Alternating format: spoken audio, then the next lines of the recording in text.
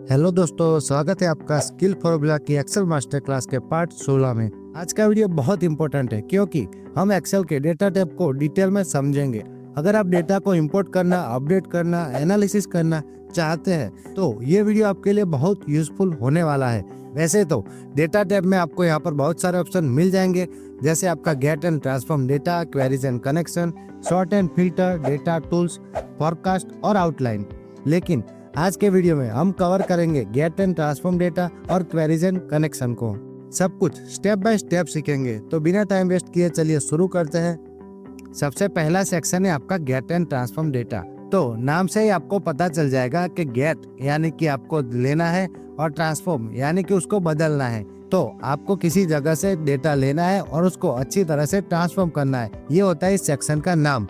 तो सबसे पहला ऑप्शन मिल जाएगा आपको यहाँ पर गेट डेटा का। गेट डेटा में आपको यहाँ पर बहुत सारे ऑप्शन मिल जाएंगे, जैसे फाइल में जाऊंगा तो और ऑप्शन मिल जाएंगे, डेटाबेस में जाऊंगा तो और मिल जाएंगे, और यहाँ पर जैसे जैसे नीचे जाता जाऊंगा मुझे बहुत सारे ऑप्शन मिल जाएंगे।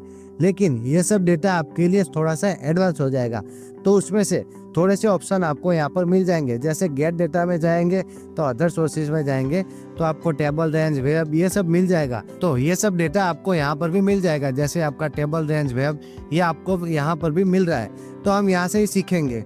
तो सबसे पहला ऑप्शन है आपका फ्रॉम टेक्स्ट और CSV। तो जैसे मैं यहाँ पर जाऊंगा तो आपको मिल जाएगा कि आप टेक्स्ट से या CSV यानी कि कॉमा सेपरेटेड वैल्यू से आप डेटा ले सकते हैं।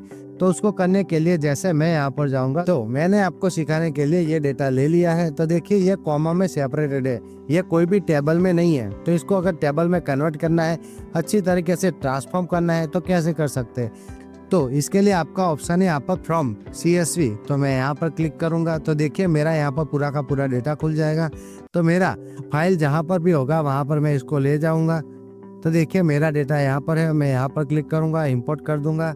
तो देखिए मेरा डेटा यहाँ पर लोड हो चुका है। तो देखिए यहाँ पर आपको मिल जाएगा कि आपका डेटा यहाँ पर टेबल में कन्वर्ट हो चुका है, और यहाँ पर जहाँ जहाँ कॉमा लगा था वहाँ वहाँ आपका सेपरेट हो चुका है अलग अलग सेल में।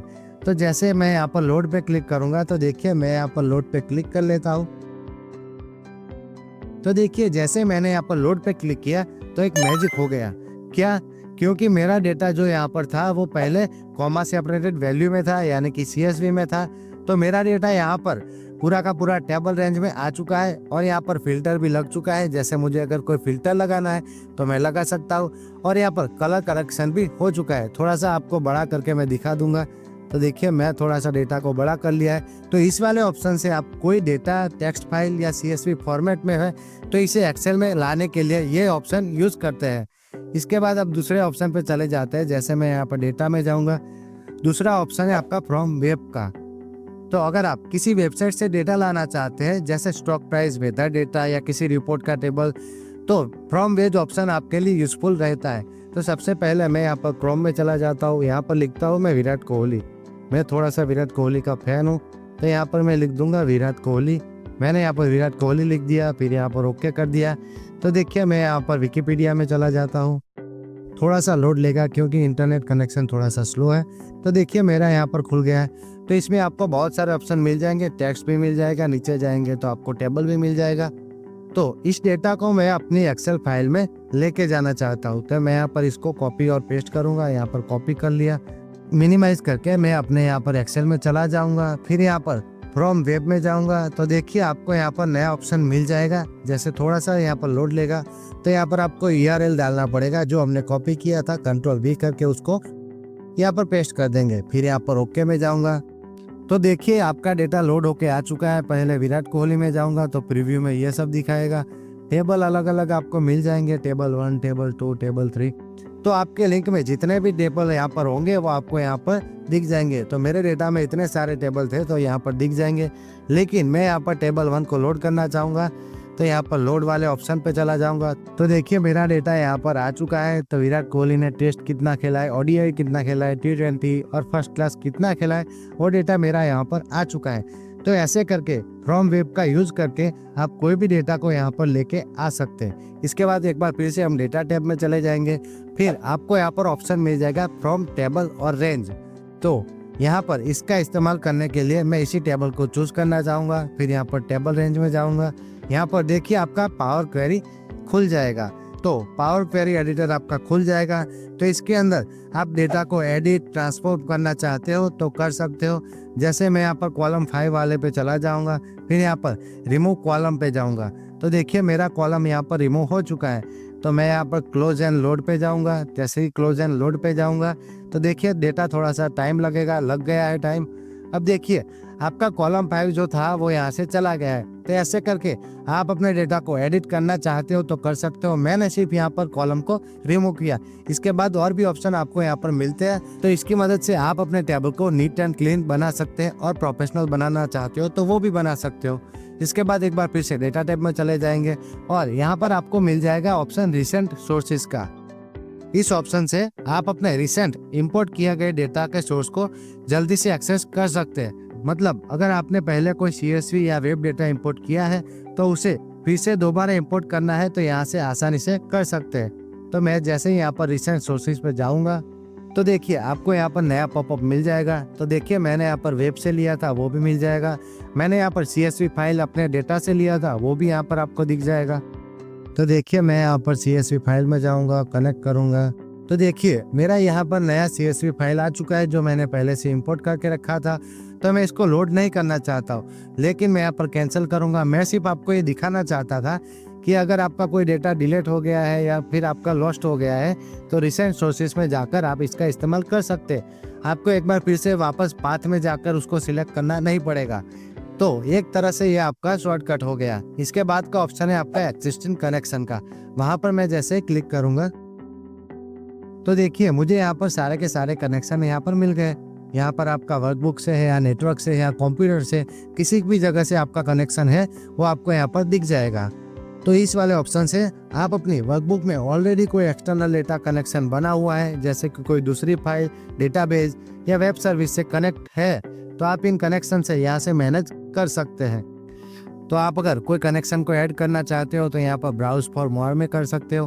किसी को ऐड करना हो तो ऐड कर सकते हो, डिलीट करना हो डिलीट कर सकते हो, और उसको अच्छे से बनाना हो यानी कि उसको इम्प्रूव करना हो तो कर सकते हो।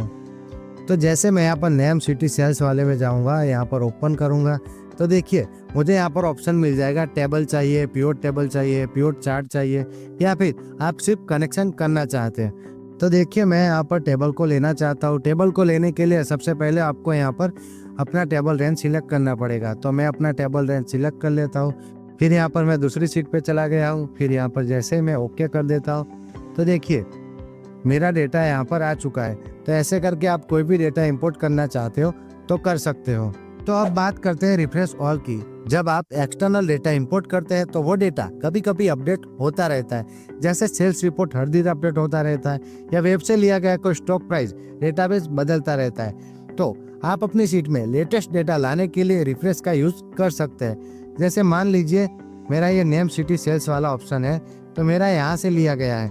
तो मैं यहाँ पर जाऊँगा, फिर यहाँ पर जहाँ भी मेरा डेटा है वहाँ पर मैं चला जाऊँगा। जैसे मेरा यहाँ पर न्यू फोल्डर में है तो मैं यहाँ पर न्यू फोल्डर में चला जाऊँगा, नेम सिटी सेल्स वाले ऑप्शन पे चला जाऊँगा तो मेरा डेटा खुल जाएगा। फिर यहाँ पर मैं 25,000 की जगह मैं यहाँ पर 27,000 कर दूंगा। तो देखिए मैं यहाँ पर 27,000 कर देता हूँ। फिर यहाँ पर एंटर करूँगा, फिर यहाँ पर रिफ्रेश में जाऊँगा तो देखिए मेरा यहाँ पर डेटा रिफ्रेश होता जाएगा। तो ऐसे करके आप रिफ्रेश ऑल का यूज कर सकते हैं। इसके बाद का ऑप्शन है आपका क्वेरीज एंड कनेक्शन का। क्वेरीज एंड कनेक्शन में आपको 3 ऑप्शन मिल जाएंगे, जैसे आपका क्वेरीज एंड कनेक्शन, प्रॉपर्टीज और वर्कबुक लिंक है। तो इसमें क्वेरीज एंड कनेक्शन आपके लिए हेल्पफुल रहेगा तो मैं आपको सिखाऊंगा, और इसके बाद प्रॉपर्टीज एंड वर्कबुक लिंक है उसको मैं यहाँ से स्किप करना चाहूंगा, यानी कि हल्का हल्का आपको ऊपर ऊपर से सिखा लूंगा क्योंकि ये ज्यादा इंपॉर्टेंट नहीं है। तो सबसे पहला ऑप्शन है आपका क्वेरीज एंड कनेक्शन का। तो एक्सेल में जब आप डेटा इंपोर्ट करते हैं तो हर एक डेटा सोर्स के लिए एक क्वेरी बनती है। इस पैनल में आप अपने सारे क्वेरीज एंड कनेक्शन को एक साथ देख सकते हैं और उन्हें मैनेज कर सकते हैं। तो सबसे पहले देखिए क्वेरीज एंड कनेक्शन में जाऊंगा तो मेरे कितने क्वेरीज यहाँ पर कनेक्ट है वो आपको दिख जाएगा। तो सबसे पहले CSV फाइल वाला है, उसके बाद वेब वाला है, उसके बाद यहाँ पर टेबल रेंज वाला है। तो वो सब आपको यहाँ पर मिल जाएंगे। तो जैसे मैं यहाँ पर कोई भी टेबल पे डबल क्लिक करूंगा, जैसे मैंने यहाँ पर डबल क्लिक कर लिया है तो मेरा पावर क्वेरी एडिटर खुल जाएगा। इसके बाद मैं यहाँ पर कोई भी चेंज करना चाहूँ वो कर सकता हूँ। तो देखिए आपको यहाँ पर बहुत सारे ऑप्शन मिल जाएंगे, एक एक करके आप इसको सीख सकते हैं, लेकिन ये आपके लिए थोड़ा सा एडवांस है, तो मैं सिर्फ आपको सिखाने के लिए दिखा रहा हूँ कि यहाँ पर आप कोई भी चेंज करना चाहते हो तो कर सकते हो। जैसे मैंने पहले रिमूव कॉलम का यूज़ किया था वैसे कर सकता हूँ। इसके बाद मैं यहाँ पर एक बार फिर से वापस चला जाऊँगा। तो देखिए क्वेरीज एंड कनेक्शन से आप यहाँ पर कोई भी क्वेरी हो उसको देख सकते हो। इसके बाद का अगला ऑप्शन है आपका यहाँ पर प्रॉपर्टीज का। तो देखिए जैसे मैं यहाँ पर कोई भी क्वेरी को क्लिक करूंगा, जैसे मैंने यहाँ पर नेम सिटी को क्लिक किया है तो मेरा यहाँ पर प्रॉपर्टी हाईलाइट हो जाएगा। उस पर जाकर मैं यहाँ पर क्लिक करूंगा तो देखिए मेरा एक्सटर्नल डेटा का प्रॉपर्टी यहाँ पर आ चुका है। फिर यहाँ पर आपको कॉलम विड्थ एडजस्ट करना है तो कर सकते हैं। इसके बाद आपको यहाँ पर और भी बहुत सारे ऑप्शन मिल जाएंगे कि आप रिफ्रेश कब करना चाहते हैं, 60 सेकंड में करना चाहते हैं, कम ज़्यादा करना चाहते हैं, या फिर आप फास्ट डेटा लोड करना चाहते हैं, रिफ्रेश जब फाइल ओपन हो तब करना चाहते हैं। कोई भी ऑप्शन का यूज करना हो तो आप प्रॉपर्टी में जाकर इसका इस्तेमाल कर सकते हैं। तो एक बार फिर से मैं इसको यहाँ पर क्लोज कर लेता हूँ क्योंकि मैंने यहाँ पर कोई भी चेंज नहीं करना है। इसके बाद आपका वर्कबुक लिंक का ऑप्शन है। आपकी वर्कबुक अगर दूसरी वर्कबुक से लिंक है तो वो लिंक्स आपको इस ऑप्शन में मिलते हैं। यहाँ से आप देख सकते हैं कि कौन सी एक्सटर्नल वर्कबुक से डेटा आ रहा है और उन लिंक्स को मैनेज कर सकते हैं। तो इसको मैं यहाँ पर स्किप करना चाहूँगा क्योंकि वो इतना यूजफुल नहीं है, इतना इम्पोर्टेंट नहीं है। तो दोस्तों अगर आपको ये वीडियो पसंद आया हो तो लाइक, कमेंट और शेयर करना मत भूलिए और नीचे कमेंट्स में अपने डाउट्स पूछिए, मैं आपके सवालों का जवाब दूंगा। और हाँ, स्किल फॉर्मूला की प्लेलिस्ट जरूर देखिए जहाँ एक्सेल के हर टॉपिक को आप डिटेल में सीख सकते हैं। तो मिलते हैं अगले पार्ट में, तब तक के लिए एक्सेल सीखते रहो, आगे बढ़ते रहो। जय हिंद।